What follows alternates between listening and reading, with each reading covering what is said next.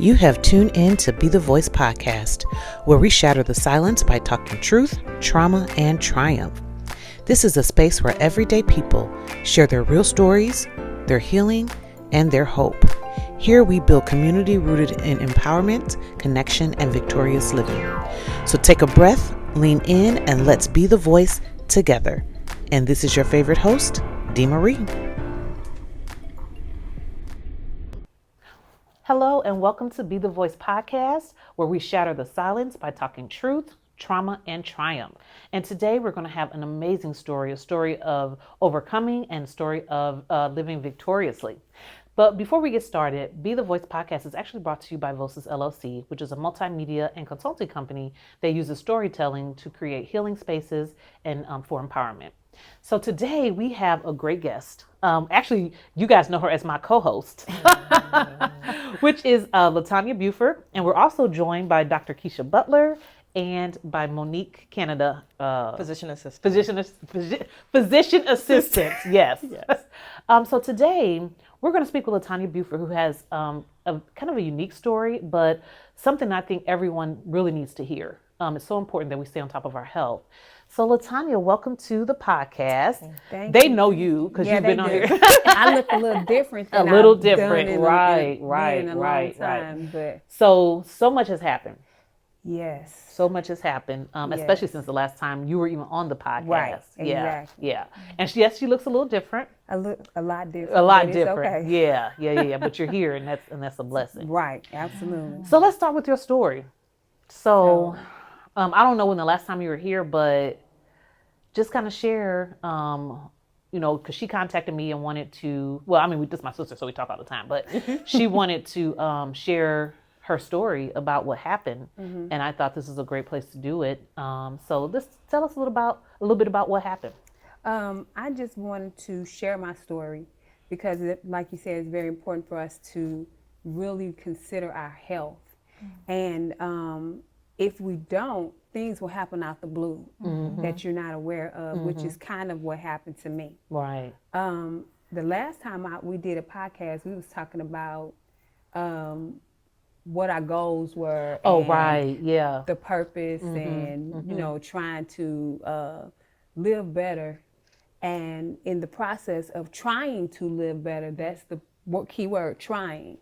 We have to no longer try, but live better. Right. So, and I would say though, but what you're about to talk about wasn't necessarily anything you were doing wrong. Right. Yeah. Right. Correct. So, I was at work March 31st, and I was fine. I went to work. I did feel like a little weakness in my muscles, but I had been having kind of that over a couple weeks, but I chalked it up to not enough protein in my body. Right, and I do remember we had we were at an event, and you were speaking, but you had to sit down. I had remember to that? Sit down. That was Saturday, 2 or 3 days before, and I couldn't stand up. I was starting to sweat, and I sat down and spoke from my chair, like I'm doing right now. So I was on vacation. I was getting ready to go on a cruise. That day. Yeah. Tuesday, April 1st. It was April 1st. And I had my flight to Miami ready, my hotel room that night. And on Wednesday, I was getting on the cruise ship and getting ready to go. My daughter was going to meet me, and it was going to be just me and her going on a cruise for like 3-4 days. When I woke up Tuesday morning, I just didn't feel right. My muscles and it's mostly with my thighs. It got to a point where I couldn't barely lift them, just even to get in the bed and lay down. I could not eat. I felt just tired. And I hadn't packed, and I was like, I'm just gonna lay down, get some rest, then I'll get up and I'll pack. Because my flight wasn't leaving till 7 o'clock that evening. And so I did that. I laid down for a while, and I just slept and slept. And then I got up, but I didn't feel any better. I still was just really, really, really tired, and my muscles in my thighs was just really, I couldn't move a lot. So my daughter called, and she was like, Mama, maybe we need to go to the emergency room. But I'm thinking, I'm not going there because Right, I'm you trying to going go on on a this cruise. cruise. I'm gone. I've been trying to go on a cruise for I don't know how long, and I finally got everything paid off to go. You think I'm finna go to emergency room? You lying to me. So I still was not feeling any better. And my daughter was like, forget that cruise. You need to go to emergency room. And I said, well, I guess I will. And my mother was like, Tanya, you probably need to go to emergency room check, because they could tell the way I was walking. I was sluggish. I was tired, hadn't eaten anything, and I just wasn't feeling good. Then I started having a little shortness of breath. I've always had a case of asthma here and there, but I hadn't had a problem for a long time, and I started having that shortness of breath. I said, well, you know what, let me go ahead and go to emergency room. They're going to treat what's wrong, and then I'll be out, Right, and I can because she was still thinking get she on was this going on that plane. cruise. Ready to go. She was going So regardless. I was like, my oldest son, I said, come go with me to the hospital. And I drove. By the time we got over to Christian Northwest, I knew I couldn't walk. The muscles in my thighs, I don't know, they just was really, really weak. So I told him, I said, go get me a wheelchair, because I cannot get into, I can't walk in there. I can't. So he got me a wheelchair, but my breathing had started to get worse. And so, you know, they make you go through the triage and all that kind of stuff. And I never got out the wheelchair because I couldn't get out the wheelchair. So finally they took me not to the triage nurse where she checked my blood pressure. My blood pressure was high. My heart rate was high. My breathing was, you know, bad. But of course, they don't take you right back right away. You got to go sit in the front. So by this time, I was really weak and I was just tired. And I think, did I call you? I can't remember who called me, honestly. I did talk to you. No, I think you did call I was in the me. waiting room. No. I can't remember. I don't know. It was Okay. so much going on that day. Right. I can't remember what happened. So I went on, I think I texted some friends, was like, okay, I'm at the emergency room. And so they took me to the back and took me in the room. I was still feeling okay enough to talk to still want to get on this cruise. 'Cause Right. I'm She like, was thinking, I'm like, girl, this adamant. girl is not going on this I was cruise. like, you know I'm what? going. I wish they come on and Got things figure to out what's do. going on, give me this medication. I got a plane to catch. Yeah. And it was taking them so long. My son was there. I think then you came to emergency Yeah. room. Well, by the time I got there, it was so many people there at the emergency room. It was so funny because Our I friends. let people know I was there, not expecting nobody to come, and everybody showed up. And I was like, why are these people in the emergency room? And mostly my church members. Yeah. Wow. Everybody showed up, and by that time I was weak and I was tired, so I don't remember who all came. I know my friend Kim and Tam, they came, and I think they was talking And to me. Winnie was there. I don't remember seeing her. And you were in there talking to her, which is Was great. I? Mm-hmm. I Yep. don't remember none And of Miss that. Paula. I don't remember talking to her. Yep, they were all there. They gave me something to eat. I was in there. By the time everybody came and left, because I think you had came, my daughter decided to come fly here instead of going to Miami. I knew I'm not going on this trip. So you finally came to I the finally realization. came, and I was like, oh. And the way they was talking, because they had ran some blood tests, and they came back and was like, okay, how much do you drink? I was like, how much do I drink? Yeah. I hardly ever drink. They thought I had psoriasis of the liver. They found infections, but they didn't know what they were. Yeah. And then they was like, well, we think you might have colonitis. They couldn't figure out what was going on. It was just like my body had exploded with all these infections in it. Infections and inflammation. Yes, yes. And so finally they said, we're going to admit you, and we'll take you to Christian Northeast.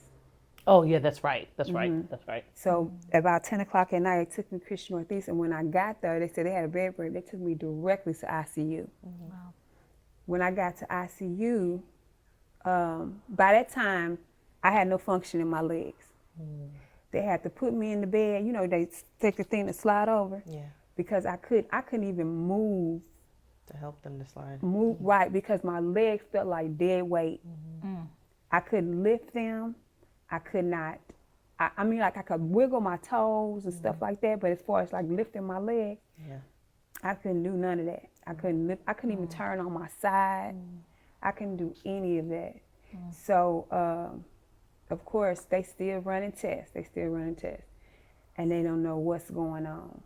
I'm in ICU. They running blood tests after blood tests after blood tests, chest X-rays. They found out through some of the tests I had some sort of blood infection. Then they couldn't figure out what was going on. I found out I had pneumonia. But that was later on, though, right? Or did you know No, then? I don't think we knew that. Mia may have. No, we didn't. Only because I found out when I got my medical records. Yeah. It was at the front. They said pneumonia. They said colonitis. Right. So you looking at a blood infection, pneumonia, colonitis, other infections. They still don't know what it is. And then they told me I had E. coli. That is On top of all that. I thought E. coli. So E. coli and colonitis is not the same thing? No. So colonitis, that's an inflammation of your colon. Right. Oh, okay. But the E. coli it's a bacteria. Yeah. Oh, okay. Yeah. But Okay. here's the kicker. They don't know where none of it came from. Right. They couldn't figure out where it came from. So your body was basically being Exploded. attacked and shutting down. Yeah. And Yeah. then I went into septic organs. shock. Yeah. I My think, body went into septic shock. did you tell me that she had sarcoidosis? Or did I? No. I think you had asked about Oh, sarcoidosis. yeah, I did had asked about Yeah. sarcoidosis. And I asked about lupus. Right.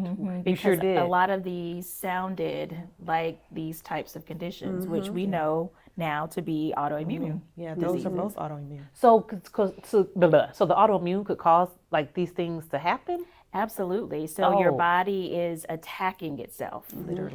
Typically, Oh. our immune system would normally protect us from things that are coming in that shouldn't be there, right? Right. So germs, bacteria, viruses. But the immune system during an autoimmune condition, it starts attacking the healthy cells. And that's what's happening. Oh. Attacking your joints, attacking your muscles, Okay. attacking different organs in your body. And so And that's that's what exactly part of the problem. They And it's didn't like, know what was wrong. My right. liver started shutting down. My what I said. kidneys started messing up. They thought it was my gallbladder. All the Yeah, they were numbers asking. started- Yeah, I remember them asking all all the those. numbers started elevating. And they couldn't figure it out. Then I started getting fluid on my Yeah, lungs. she was, but I not just that. couldn't- I mean, she was swollen everywhere. Everywhere. I had over 50% of my body was filled with fluid. Everything from the waist down was nothing but fluid. Then my arms, my hands, they looked like Yeah, it was. it was horrible. Yep. And then that was why I was in ICU. The swelling didn't go down right away. And then the fluid on my lungs caused me to not be able to breathe. So when I sat, I couldn't lay all the way flat. right. I had to sit up. And when they would try to do, because I had so many tests running, chest x-rays, but I couldn't do it flat. Because you know, when you do a CT, you got to lay flat. Right. But because I can't breathe. Yeah. All that fluid was Right. on my lungs. And so they kept doing, I mean, when I say drawing blood and all that kind of stuff, they drew blood every morning and had a chest x-ray every morning. Here we're just coming off the phone. Right. Just hit the button. And so they finally let me out of ICU into another room. Because I guess I started doing a little better, just a little bit. The breathing was still bad. But I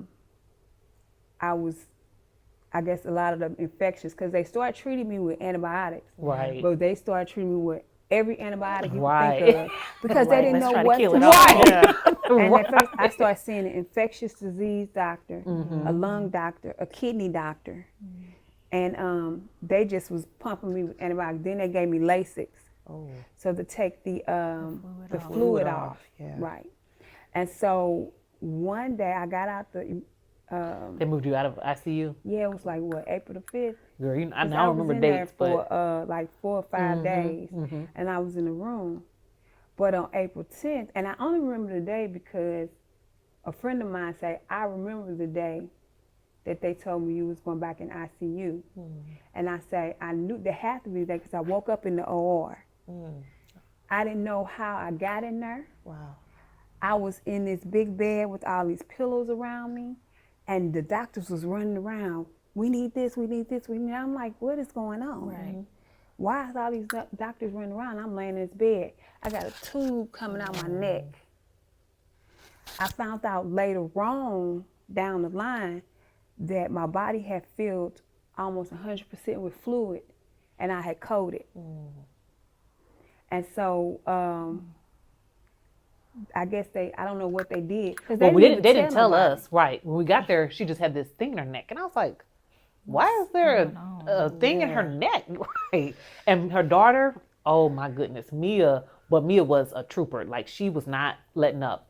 What is going on? Why is this happening? What she was on them. And that's so important, having an advocate with you to ask the questions when you can't. Right. Yeah. Because she was asking all the questions.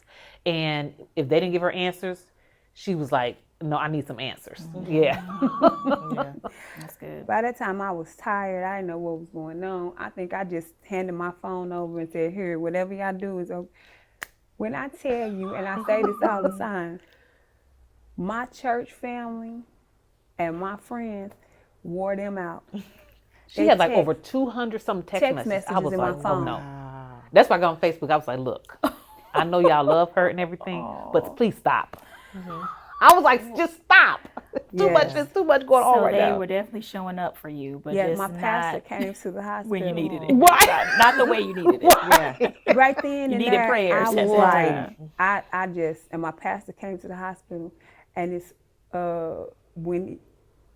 right while I was in ICU, he came to the hospital. Right when they told me about the E. coli, he was rubbing my hand. He was like, is she okay? And the nurse said, yeah, she got E. coli. He said, for real, it's E. coli? You know, you're like, what is this? Right, but he came up there and checked on me, and then I think my elder from my church, she came up there. And I think Vicky came. Vicky came several And times. what's her name? Oh my gosh, if she's watching, she's gonna kill me. Kayla. Yeah. So, and it was just text messages, Facebook posts, Instagram posts. It was nuts. I was like, if you have something to say it on this post, and I'll tell her. And Like, the but post just went please crazy. do not text her Post went anymore. crazy. Now, Latanya, how aware were you when all these things were going on? Like, were you, I know you said you were very tired, very fatigued. Was there ever a period where you were like, I just don't remember, I lost?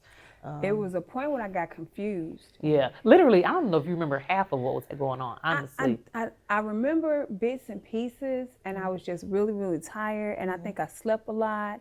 Or, like I said, I could not move. That was more frustrating than anything because I couldn't move my legs. It is a humbling spot to be in when you so used to, excuse me, I'm gonna cry. When you so used to being able to do stuff for yourself, but now you have to depend on everybody to do stuff for you. Not just help you eat, but you gotta change me. You have to clean me. You have to turn me. And these are not just women, these men nurses and women nurses, you know. It's really humbling when you're used to being independent. Now I gotta depend on all these people to do stuff for me. And I've never been the one to be used to that. So I had to be okay with doing it. I had to. And I tried to always keep a smile on my face regardless. And, you know, no matter what, it was times when I was frustrated. It was times when I, mostly alone, because when they came, I tried to, you know, be upbeat and all that kind of stuff. But it's always a moment where you like, you know what, God, what's going on? Right. What's going on with this? And I had to say, well, God, what is it that you're trying to get me to get out of this? What's the lesson? Exactly. What is it that you want me to do with this? And that's part of why I tell, because I always know that your journey is not always just for you. Amen. Sometimes the journey is for somebody else who's going through that can see that it's hard, but they can make it through. And it's okay to be frustrated, but have faith and keep walking. You know, you can Yeah. cry and walk at the same That's time. right. Both and. You know what I'm saying? Yes, We were just yes. speaking So- about that. Yeah. Sorry, I didn't mean to interrupt. No, you no. fine, you We were fine. literally talking about that in Sunday school today, and the question was, what do you know could be a redemptive purpose for someone who may have a disability or illness? Oh, And wow. you gave the exact answer that I had given was, you know, even though you may have a handicap or something's going on, you can still find joy, or you can live a fulfilling life, or you can be someone who may not have it all together, but it helps people around you who are taking care of you to be caring and loving, so other people can see, Right. despite the challenges, Right. you know, there's still purpose. Well, I had two choices. It was either choose to wallow and be depressed in the situation, or my other choice was choose to live, work out the best, have faith in God, and smile through it. I chose to smile because I coded, Yeah. which means I almost died. Yeah. And so because I lived, what reason do I have to be depressed? Right. Absolutely none. Right. So regardless of the situation, I have to keep it pushing. Yes. Yeah. So and then back to what you were saying, was she out of it? Yeah, there was a time when they were asking you they was questions asking questions, I was confused, and I kept telling them in my head, what did I say? because they were saying, I forgot the question, but first they asked like, what do you do? Like, I can't remember something like, and you were like, oh, I hang out with friends, but then they kept asking her something else, and she kept saying, I hang out I with said, my friends, head is fuzzy. and we was like, that's not what she. But they were asking. You know, they asked me if I stayed in the upstairs and Oh yeah, they were downstairs. like, yeah. She said upstairs, and you were like, yeah. We were like, there's no upstairs. Like it was just wasn't. And the nurse said, she said, you know what you're saying, but you can't say it. You were like, yeah. You're like, I was fuzzy. I know what I'm. It's like you knew what you were trying to say, but it just wasn't coming out coming right. out. Yeah, I yeah. kept telling them that my head fuzzy, my head fuzzy. Yeah. And then a lot of times I just kind of slept. They had me on so many IVs and antibiotics, and then that LASIK. Oh, I hated that. I was going to the bathroom every 5 minutes. Yeah. And so by that time they had took me out of ICU, and I was in another room in another floor. And but the doctors would come by every day, especially my infectious disease doctor, the lung doctor. So they kept giving me CT scans, but the fluid wasn't going anywhere, the fluid on my lungs. The infections was clearing up. They were starting to clear up, but I still had a lot of fluid on my body, especially my arms and legs had went down some, my arms and hands, but my legs and thighs and feet wasn't really going down. The LASIK was helping a little bit, but not a lot. And so they kept giving me CT scans to see about the fluid. Come to find out, the fluid on the right was infected, and the fluid on the left was not. So they decided to give me what's called a thoracentesis. And so that was the first one I had, where they went in, they had me lay on, I had to go around the radiology, and they had me lay on my side, and you have to be woke during the procedure. And they put the catheter in there, but I still couldn't breathe. That was the problem with that one. And so they was trying to draw the fluid at the same time I was trying to breathe. And after a while I told them, I can't do this anymore. I can't, because I can't breathe. So they stopped it. They went ahead and they stopped it. And they took some fluid off, but it wasn't enough. Right. It wasn't enough. But they knew I just couldn't. I couldn't. And let me say this, I had some of the greatest, people say a whole bunch of stuff about Christian Northeast. They say that's Killer Hospital. But God blessed me to have some people at this hospital Yeah, they who were some real- looked out for yeah. me. That's The awesome. nurses, the doctors, they checked on me every day. The nurses came in and checked on me and was nice and did good. I had a nurse in radiology that if she knew I was coming, she made her business to be there. That's a blessing. It no matter what. I know I had to have something done one time, and she was getting off work, and they scheduled it after her hours. And she said, I'm going to take this one. And they was like, what's time for you to go? She said, She saw my name on her, and she said, I'm staying. And she stayed with me. So I can't say nothing about Christian About the Northeast. nurse that threw out their birthday stuff. It was a nurse there that it was because she was in there for her birthday. You said, yeah, for your birthday. And the nurse, we bought her all these balloons and stuff, and she had moved rooms, and they threw it away.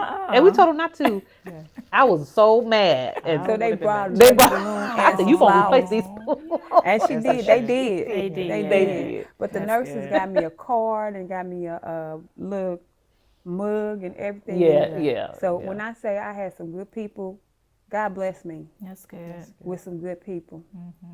So after I had that thoracentesis, I went back to the room and they started giving me some physical therapy and occupation. I started doing a little better. I still had some issues with my breathing. But let me pause and say this. Make sure you read your, like my chart, I'm a my chart stalker. Me too. And I say that because I didn't realize, I knew I could advocate a little bit for myself, but I didn't realize the power that I really had.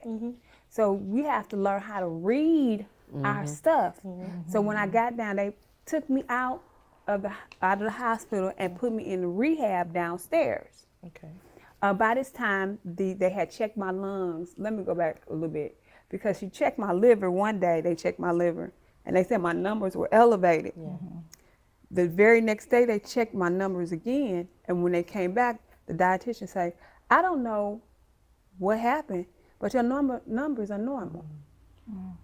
And I ain't say nothing, because I know what happened. Yeah. But she said, so your numbers, she said they was high, and she said, now they just normal. And she looked like she was really confused. And I was like, okay. You said, I'm not. And my kidney numbers started going back to normal. And all my functions, all the infections had cleared up. So by this time, the only issues I really had was my lungs. And then the swelling in my legs had started going down a lot. And so they felt like it was okay for me to go to rehab. So Christian Northeast has a rehabilitation, you know what I'm trying to say? Yeah. Rehabilitation. Yes. Yeah. in the facility, and so they just move you down to rehab. So I got physical therapy and occupational therapy every day. And so I was having it, but I noticed that I was still having Problems. and it felt like a brick was sitting on my chest. And so when I went in and read, I'm like, what is going on? Yeah. I found out I could ask for a breathing treatment. I didn't know I could. Absolutely. I didn't know. So I said, excuse me, I need this right here. Yeah. It's breathing treatment. So they was like, okay. They came and they gave me a breathing treatment. It worked, but it didn't really work. And so, let me go back. Look, it's so much. I keep. So many details. Yeah, because I'm anemic. I've always been anemic. But I'm chronic anemic now. And I was losing blood. And they didn't know where the blood was going to. So I had to get blood transfusions while I was in the hospital. Right. Yep. I got one earlier on. And then when I was down in rehab, they said I had to get another one. By this time, I had so many IVs and stuff pumping out. My veins was just tired. And I remember this time in particular, the blood was going through the IV and the vein shut down. So the blood started. It collapsed. Yeah, the blood started coming out. And I was like, excuse me, this is. Yes. And then they had to give me a whole nother IV. And if you know me, that's the one thing I hate. I can deal with the shots. I can deal with you drawing blood. I do not like IVs. I don't. And they had to give me another one. So I still got bruises and stuff from all that, right. all the IVs. So they gave me the blood, but the doctor on staff at the rehab was like, we need to figure out why you still having problems breathing. So they're going to send you down to do a CT scan so they can see what's going on. When they took me down, they came back. I had already had an out date, and I wanted to be out of there before my birthday. And the day they had said they was going to release me was May 5th. My birthday, May 6th. Now, remember, I already been in the hospital since April 1st. Yeah. May 5th, I was so excited because I'm going home. I'm going to be home for my birthday. I get there. They told me, you have fluid on both your lungs still, Wow. a lot of it, and the one on the right is still infected. We're going to have to transfer you back to another floor, which means they take you out of rehab and almost readmit you in the hospital. That's exactly what they do. I was devastated because I thought I was on my way home. I get upstairs and to another floor, and now I got to see the lung doctor. And the lung doctor come in, and he wanted to do a chest X-ray and all that kind of stuff. You know, as a matter of fact, it was before May the 5th. It was like May the 1st or the 2nd when I found out. And so, you know, I'm lying. It was April 23rd. Okay. I remember the day, it was April 23rd that I got put back into the hospital. But my out date was supposed to be May the 5th. And so the lung doctor came in, they did another CAT scan, and he said, so this is what we're gonna do. We're gonna get your lungs checked again, and we're gonna do another thoracentesis. We're gonna do one on your right lung and draw some fluid off. We're gonna come back the next day and do one on your left lung. And that's what they did. So the right lung, they did it first, which it's painful. And you have to be woke through the whole thing. And then the next day they went and they did the left lung. Did not draw enough fluid off. The first lung, I think they drew like, was it 1,100? Was that 1,100? What did they count? What Was it milliliters probably? Yes. 1,100 milliliters? Yes, which is a milliliters. lot. Yes, it is. Yeah. That's a whole lot. Wasn't enough. Wow. On my left lung, only 500 milliliters came out. Wow. So they put me back, took me back to the room. Come to find out, they said, we're going to have to give you chest tubes. I knew that was gonna you- have to come. Yeah. Oh, really? Yeah. Yeah, so the chest tubes have to go in my side and push up in there. And then that's another procedure they have to do while you woke. So the radiologist nurse I was talking about, that was the day she stayed. And they took me in the room where the CAT scan was, and I had to lay on my side. And the whole time I woke, and she held my hands, because I was scared. Because they put 2 chest tubes in. And I felt it, because they couldn't really numb the area. Yeah. But she had doped me up real good. She's like, I gave you a little extra, so don't worry about it. She said, I'm going to hold your hand and all that kind of stuff. So we got those and went back to the room. I had those in for about a week and a half. It took over. I remember those things on the floor because they had those little things. You know what I'm talking about? You got to empty I them had to out use too. 2 Yeah. of them. I used 2 of those. That's a lot. Yeah. I think it's like what, 1,200 in each, 1,200 milliliters of fluid, and they had to switch it out Yep. because fluid was still coming off. I know that at one point, the lung doctor was like, okay, we got to put you on this medicine. We're going to push it through to make sure that the fluid come out quick. Yeah. And then when you do that, you got to lay on your back for 30 minutes, lay on your side for 30 minutes, lay on this side for 30 minutes. Now, I can't barely move. Right. I can do better now because I have been having physical therapy, so I can get up and I can push up and I can kind of know how to maneuver my legs. And I did that. He waited a couple of days. The left lung was doing okay, but that right lung, we'll come to find out that the fluid in the right lung had changed consistency. Oh, wow. It was no longer fluid where that could come out through. It had changed to, he said, like a gel substance. So he said that we're going to have to you're going to have surgery where they go in and they scrape the fluid out.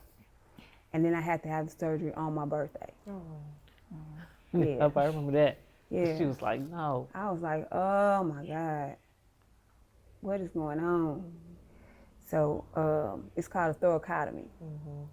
So I had that done, and then they put in 2 new chest tubes after that. They do that for 2 days.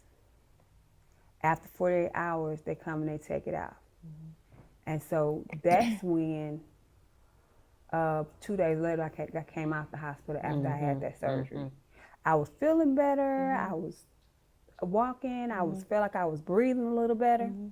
Was on my way home. You can tell me nothing. You can tell me nothing. And so then we got home. I still had a little trouble walking, but I was doing better. My breathing was better. I was feeling better. Then slowly, as the weeks come, I noticed my breathing had started to get a little worse. And so I called the lung doctor again. I'm like, okay, I'm having problems breathing. He was like, come in. So he checked and was like, your fluid is returned. So in the office, he did another thoracentesis that day. So altogether, I've had 4 of those. Wow. While I was out of the hospital, I had to have 2 blood transfusions. I had one blood transfusion with 2 pints of blood. So altogether, I had about 4 blood transfusions. What else happened? So much. So much. I mean, for real. I had something in my head and I forgot what it was. Oh, but then, okay, so let's talk about how you ended up knowing that you had. The autoimmune disease. Yeah. Well, after all of the stuff with the lungs, they wanted me to have surgery again on my left one, a thoracotomy. But the surgeon didn't want to do it. She said because if we do it again and the fluid comes back, it can come to another area of your body. So they didn't want to take the chance. They said, we need to find out what the underlying cause is. So go to your primary care and let's see if he can refer you to a rheumatologist. So then he referred me to one. I got in actually pretty quick because they say it's hard to get in to see a rheumatologist. It is very hard. Oh, I is got it it. It really? can take months. Really? Months to see specialists. Yeah. Yeah, I got in to see her in 2 weeks. Praise God. Hello. Literally. Because the doctors, people was telling me it's hard to get in. You might have to wait a while. But she had me come in 2 weeks. And I saw her, we ran all the tests. And come to find out that I did have an autoimmune disease, which in the hospital, they never checked for that. They never checked for it. Because the doctors kept saying, especially the lung doctor, you may have lupus. It could be lupus because of all the stuff what was going on with my breathing. And she said, and that can affect your lungs. Well, I did some research, of course. Right. As you It can should. affect, Everything. lupus can affect any part of your body. Really? Yes. Wow. And so what she ended up saying is because I wasn't having joint pain at the time, I had some fatigue, I had the shortness of breath, and then it was one other thing I had, but I know to diagnose you as lupus, you have to have at least 4 of the markers, and I didn't have them. You didn't have that. Okay. So what they did was put me in, I guess, the gray area. So they diagnosed me with undifferentiated connective tissue disease, which they treat as lupus, or I've heard people call it lupus junior. And so since then, I've been being treated as having lupus. So I'm on the hydroxychloroquine, been taking the prednisone, which they're trying to slowly wean me off. But it seems like I know that eventually this diagnosis can progress into lupus. Because it seems like I'm starting to get more and more symptoms of lupus now I got some joint pain. Now I'm still having some problems breathing, some of the muscle weakness. You know, it seems like it's progressing. So I think the hardest part of the whole thing is the waiting, trying to figure out what's going on, and then trying to find the right medication that will help me do better. But in all, I mean, that's everything I can think of. But I still have joy. Yes. Because at the end of the day, left it up to other people, I wouldn't be here. Right. Just imagine if I had went ahead and got on that ship. Right. You know what I'm saying? If I had got on that ship, I definitely would not be Right. here. Right. I definitely would not be here. And I think that's a key point. You listen to your body. Yeah. At that point. Yeah. And you know what? And I'm glad you all are here because I feel like we don't take our health as seriously as we should. Yeah. And especially as African American people, we don't have a primary care physician. Or we go to the ER and we use that as, by that time it's too late. All the symptoms came on. Yeah. And in most cases, your body had been speaking to you the whole time. Yes. And we don't listen, or we Google, or we WebMD. Right. I'm guilty. I'm guilty too, because guilty. I'll have a pain or something. I'm like, oh, pop me some Tylenol and go away, Right. or whatever. Yeah. It might, but it could But- be a sign. Right. But as medical professionals, I mean, Well, I think one thing, there's a couple of things that I, wanted to bring out that you said. Certainly it's the listening to your body. You realize that there's something off. You knew before you were getting ready to go on that trip. right. Your legs were talking to you saying that something's just not right. The muscle weakness. Yeah. So muscle weakness is definitely something that we cannot ignore.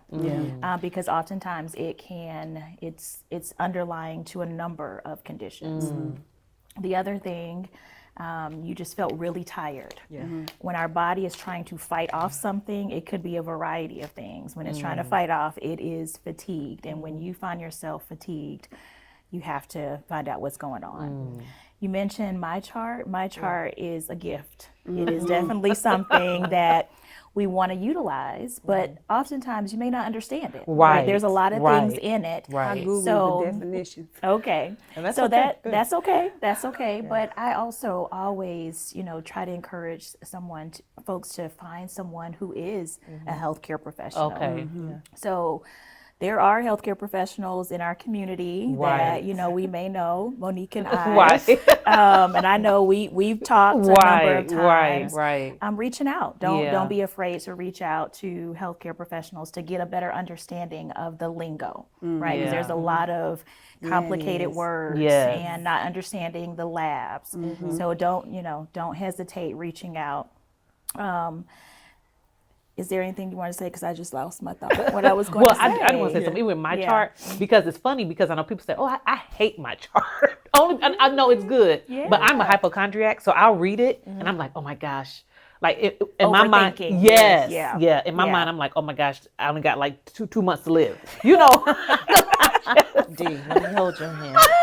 You're going to be here, sis.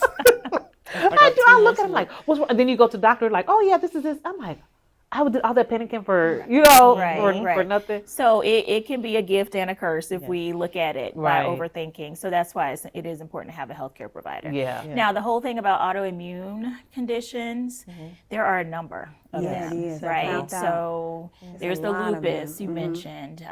There's the myasthenia gravis. Yes, that can present like that. Yeah, there's So, Crohn's disease. Oh, Yeah. okay. There's Sojourner syndrome. Yep. I've heard Yes, of that one. yes. So there are a number. Even psoriasis is considered to be an autoimmune disease. The one that surprised me was rheumatoid arthritis. Yes. I didn't know there was an autoimmune yeah. disease. It is. Really? Yes. So all of these, like we said at the beginning, it's affecting the healthy cells in your body. And because they often present very similar, it's hard to diagnose. Oh, So when it comes to like the different tests that you have to take, so they first will get they found out that your liver function was elevated. There's a ton of things. The first thing they think of is alcohol use, cirrhosis of the liver. Not always that. But that was your body reacting. It's fighting against itself, and it's fighting against those organs. As it relates to the differential testing, they had to find out that you had a lot of inflammation going on. So they may have checked what's called a C-reactive protein. And so that showed us that there's a lot of inflammation, and the inflammation is coming from the body just working against itself. But then what's the test that tells us that there is an autoimmune? I think it's ANA. Yes. So it's an ANA with Mine the was reflex. positive and Yes. speckled. So it's interesting because speak up just a little bit. oh, sorry. It's interesting because I see patients who have symptoms that are like autoimmune, and I'm glad you said yours is kind of like the junior that they said of the lupus, because I'm often finding sometimes that the test will first come back positive, and then they run it some more. That's what they mean, like reflex. If you're positive on this, then we're going to do more of this. And sometimes it comes back negative, but I'm still kind of like, let's just continue to do these things or go down this path, because even when labs are normal, if you don't feel normal, something's off. Right, right. And you can't ignore those things at all. And so when I'm talking to my patients, I'm doing their labs, I'll say, okay, this looks good, this looks good, this looks good. How do you feel? Do you remember your family history? Do you know any of those things? Because that's so important. Right. So, And we were talking about that earlier, the whole family history. So family history is a risk factor. If there's someone in your family who has a history of autoimmune disease, but the question becomes, what if we don't know our family history? Right, right. So finding out, trying to have those conversations. We got Thanksgiving coming up, using that as an opportunity to gather around the table and let's talk about history. Let's talk about your medical history so that we can take note of that and be able to share that with our providers. Right, and it's not just concerning autoimmune disease. We need to know our history all across the board. Yeah, we as far do. as We do. cancer, blood pressure, diabetes, Yeah. any number of diseases that's out there. Yes. If we don't know our history, we don't know how subject we are to possibly getting it or being a carrier to pass it on. Yeah. And unfortunately, it seems like in our community, a lot of times, you know, especially our parents, our older parents, they don't talk about a lot of things that, you know, and I don't understand it, you know, I don't know why they don't, but I guess maybe just at that time that it just wasn't nothing that it wasn't something they did. Yeah. But I guess it's up to us really start asking those questions. Yes. You know, Yes, we definitely have to. So risk factors, we talk about genetic, but also female. I was looking into autoimmune diseases, and the gender of female tends to be a risk factor as well. Really? the ratio is high. The ratio Really? is much higher compared to males. Wow. We're also finding that stress. Yeah, I've seen that. Stress is a risk factor for these autoimmune diseases. Really? Yes. Wow. And do you think you were under stress? I would say yes. You think so? Yeah. She's like, Because you were doing a lot of running around. was. it's your norm, probably. Yeah. Right, Yeah. right. Yeah. I'm always up and down doing this, doing Yeah. this, going there, and for everybody else, you know. Well, and that's what I was getting ready to say. As Black women, we got to be real. We carry too much. Too much. All the carry time. Too much. Too Yes, much. yeah, we're taking care of everyone else and not taking care of ourselves. Yeah. Right, and unfortunately, I learned the hard way. They ain't got to worry about me no more. I know that's Not at all. But yeah, I mean, we do. We carry on a lot and don't even realize, like you said, it's the norm. But the norm is killing you, sis. Yes. Yeah. The norm Yes, is it is. killing Yeah. us. Yes. I'll take an example, my mom, she's 71, okay? And she started to break out in this rash. And it looked like eczema, what we've always seen. But the doctor did a punch biopsy, took a biopsy of her skin. She had psoriasis. Really? And she had been really stressed. And she was like, you think that's where it's from? I'm like, yes, 1, 2, 3. I mean, you're 71 and now it's appearing. Yes, there are some illnesses that can, they don't actually manifest till later. But Right. we're talking 71. Right. Right. And so now I have to put that on my list of Of things. Possibility. Wow. Yeah. Wow. My sister had sarcoidosis, which can shut down your body and your organs. So I had to put that on my diagnosis Wow. or possibilities. So stress. You requested I had it, and I did have her test for that.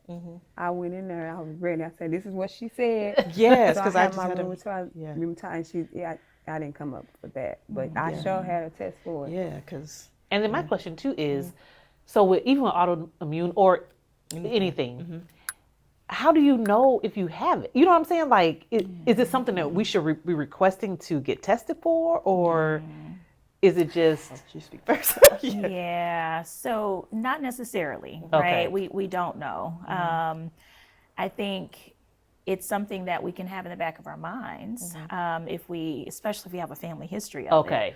We want to say, well, I have a history of this and Gotcha. that. And so Okay. that could prompt them to do tests. So if something comes up, or if you're having muscle weakness, or they know to test for. Correct. Yeah. Correct. But yeah. they wouldn't typically just test for it. That's Gotcha. usually last. Okay. They want to kind of Okay. rule out other things Okay. first. Okay. But we just really have to be in tune with our bodies. Absolutely. And know. And share everything that's happening. So Okay. just like you were having these various symptoms, sharing that, just like Monique said, even if the tests come back normal, I Yeah. need to know what you're feeling, and Yeah. let's go off Right. of that. Yeah. Right, right. Because we as providers, and I'll say it, we can miss things. Right. We don't mean to miss things. Yeah. But oftentimes what I will find in a chart is I see patterns. And someone's always saying, oh, well, it's a little bit out of range, just a little bit out of range. But now we're 3-4 years and you're still out of range. Right. So, paying attention to yourself or saying, I still don't feel well. Right. So, Right. and that's right.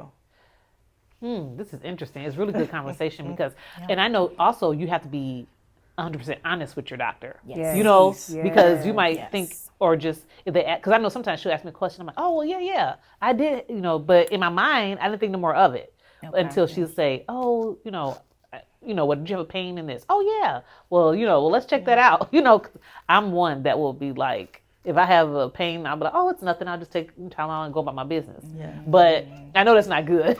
Well, then you see, you popping Tylenol, you popping Tylenol. Right. You popping Tylenol. So it used to be ibuprofen, but I have totally Yeah. kind of have stopped that a little bit. Yeah, that's good because Yes. ibuprofen can increase your blood pressure. Yeah. And that's because I have high blood pressure, and I was like, I don't know if I should be taking ibuprofen. But I really don't. I mean, honestly, I don't take a lot of pain pills now. But but even now, so I have a lot of acid reflux, Okay. and it really just started happening as I got older, and I was like red sauces, those things I can't I'll eat it, but I regret it every time. Dee Dee said, this one has to have a taste. And Pepsid AC has been my best friend. And I'm like, Dee, just stop eating the stuff, spicy stuff, like I used to. I just can't do it. Yeah. I can't do it. Yeah, age will definitely bring a change to our bodies. That's true. I feel like I talk to so many women who are in the perimenopause stage or going to menopausal. Me, yeah.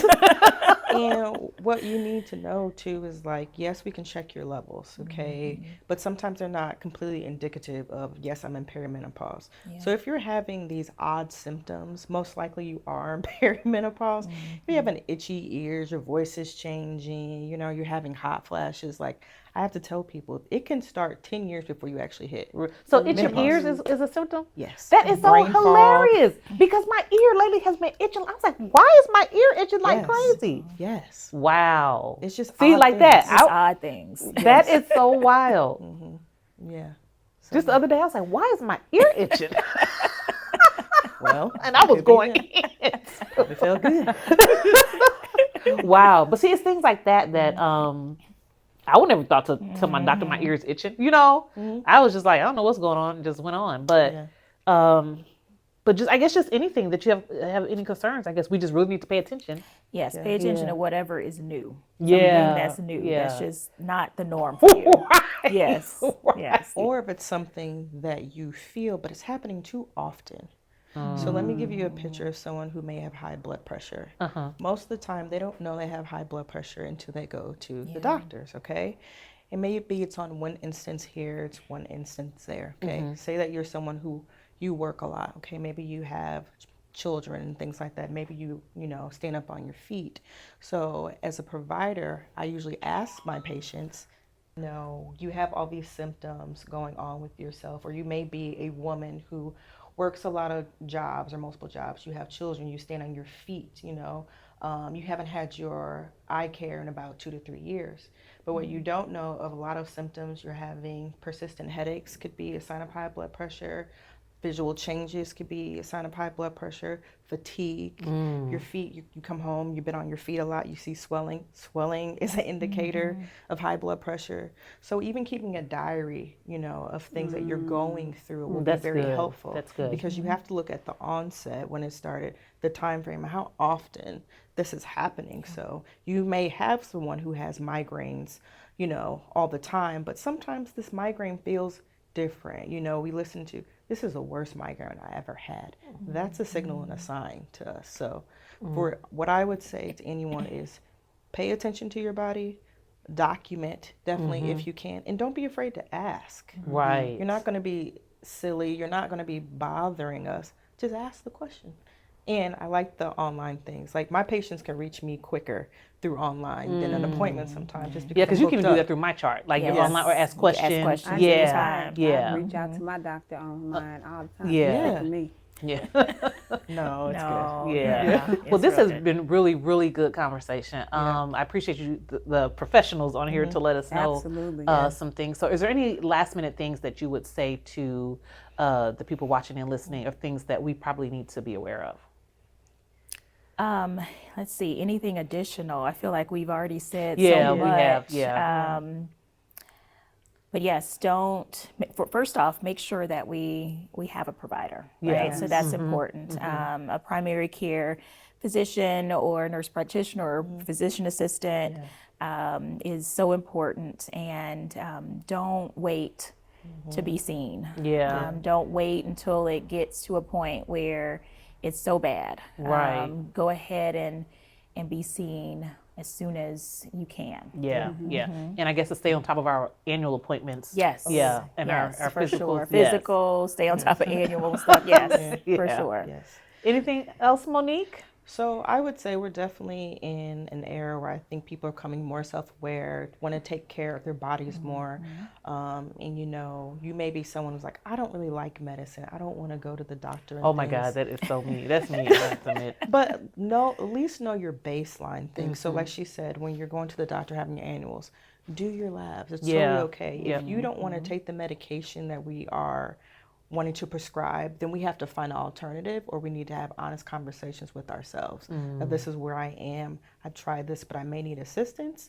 And when someone asks, how can I help you? Be already thinking like, how can I be helped? So Right. you don't have to do it alone. I think that part about being honest is so important too. Yeah. Right? If you're not taking your medicines, go ahead and say it. Yeah, if you just ate a cheeseburger, okay, I did too.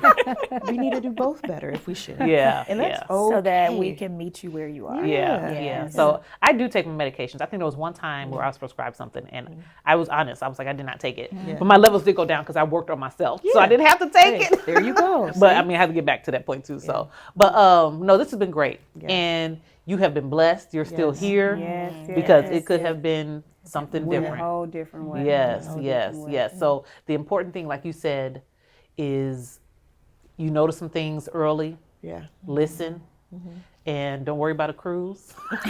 No, I'm still a little salty Salty. about it. Salty. Yeah. Still a little There'll salty. be another cruise, There will be but another you, time. but you won't have Yes. another life. That's Yeah. right. Yeah. That's That it part. Right there. there. That part. Yeah. That's it. Well, thank you all for tuning in to another episode of Be the Voice podcast.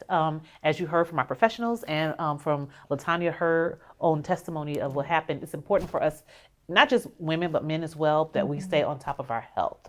So just stay tuned until we bring you more episodes of Be the Voice podcast, and we will see you next time.